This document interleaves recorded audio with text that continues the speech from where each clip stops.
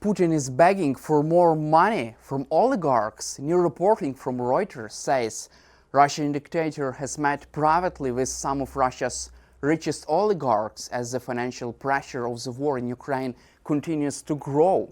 According to report, Putin held a closed-door meeting with major Russian oligarchs and talked about rising strain on Russia's state budget. He is said to have encouraged wealthy elites to provide financial support to help fund government spending and the war effort.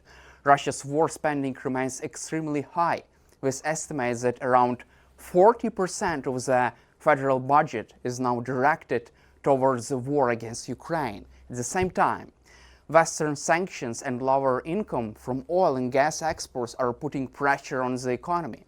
The nation is also running a growing budget deficit as military costs continue to rise.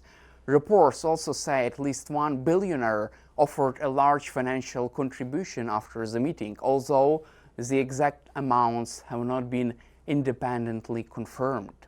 The development highlights the strain created by the war that Putin started in Ukraine. As the conflict continues, Russia is facing rising financial pressure and widening budget gap, raising questions about how long the current level of spending can be sustained.